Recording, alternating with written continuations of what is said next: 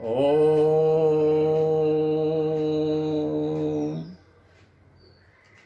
गजाननं भूतगणाधिपतं कपितजम्बूफलचारुभक्षणम् उमासुतं शोकविनाशकारकं नमामि विघ्नेश्वरपादपङ्कजम् गिरीन्द्रमेकलात्मजे गिरीशरूपशोभिते गिरीशभावभाविते सुरर्षिसिद्धवन्दिते अनेक धर्म कर्म दे सदा दृढ़ा सदात्मनां सुरेन्द्रहर्ष संप्रदं नमामि देवी नर्मदे सुरेन्द्रहर्ष संप्रदे नमामि देवी नर्मदे नमामि देवी नर्मदे नमामि देवी नर्मदे नमामि देवी नर्मदे भजामि मातु सर्वदे। भगवती नर्मदा का स्मरण करते हुए आज हम आपको ले चलते हैं एक नए तीर्थ के पास में ले चलते हैं। कौन सा तीर्थ हो? अभी हमने गत विश्राम में आपके सामने हमने जो है 7 तीर्थों का वर्णन किया। चांदोद जो नाम प्रमुख स्थान है वहाँ का। देखिए चांदोद से अब चलते हैं अपन आगे। आप भी हमारे साथ चलिए। देखिए कौन कौन से गांव रास्ते में पड़ रहे हैं।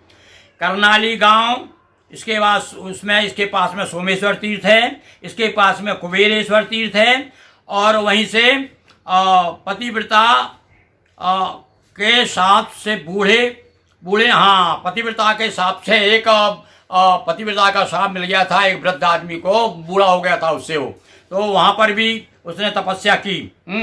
और उससे आकर के आगे चलते हम तो इसके आगे आता है पावकेश्वर तीर्थ। फिर आ गया भैया अग्नि का।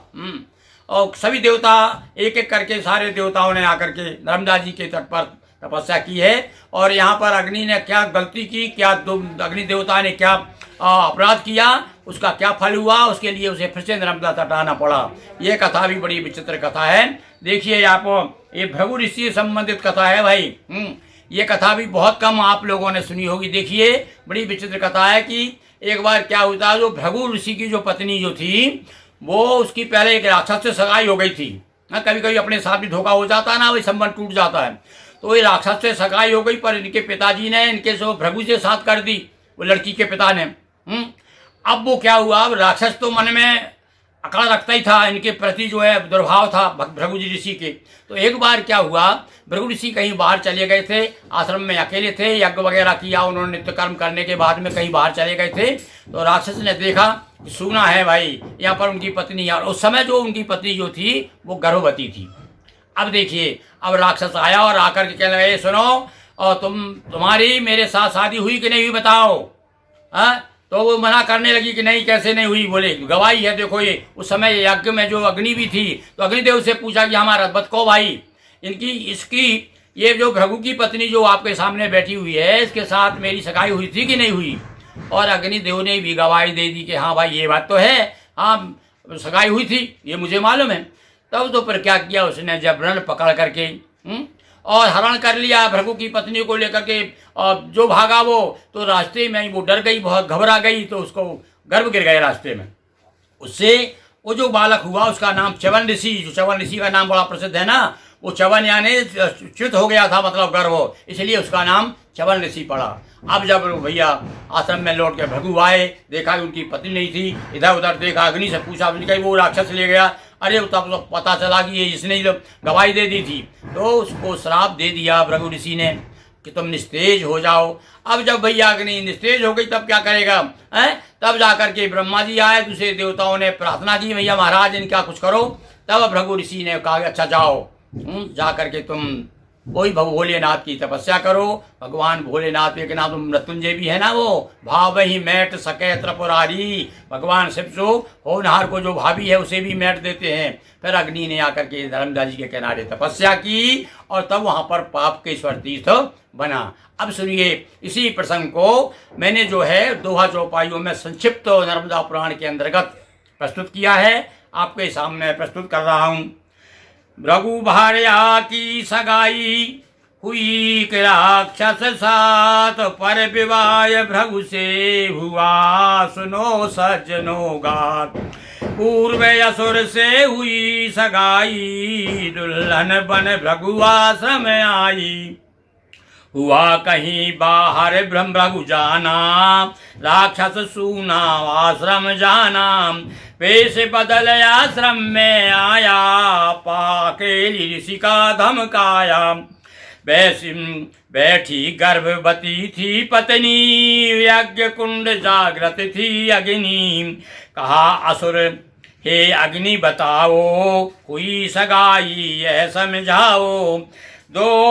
दो सच सच सब बात बताई, मेरी इसकी हुई सगाई।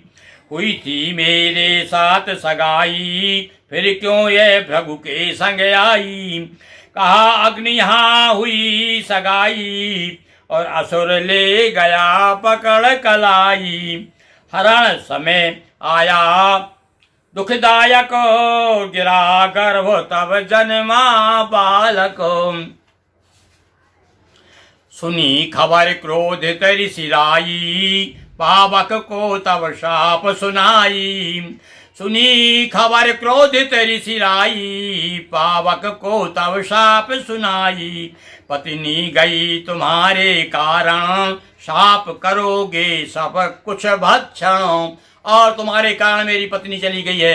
नाराज हो गए ऋषि, कहने लगे तू अग्नि आज से सब कुछ भक्षण करेगी, सब कुछ खा लेगी। तुलसीदास जी ने भी एक संकेत किया है ना कि भानु कृषानु सर्व रस खाई, तेई कह मंद कह तो को नाही। अग्नि सब कुछ खा जाती है, तो ये श्राप दिया है भृगु ऋषि ने कि तू सब कुछ भक्षण कर जाएगी। तो शाप दोष के समन हित, अब शाप का दोष समन कैसे हो, उसके लिए फिर जो है अग्नि देवता को धर्मदा के तीर आना पड़ा। शाप दोष के समन हित, आकर रेवा तीर, किया कठिन तप अग्नि ने, गई हृदय की पीर, उमापति महादेव की जय। आप भी हमारे साथ साथ बोलिए हरा हरा नर्मदे हर। दोस्तों वीडियो को लाइक करें, शेयर करें। नए नए वीडियो पाने के लिए चैनल को सब्सक्राइब करें, घंटी की बटन दबाकर ऑल के ऑप्शन को क्लिक करें। बहुत बहुत धन्यवाद।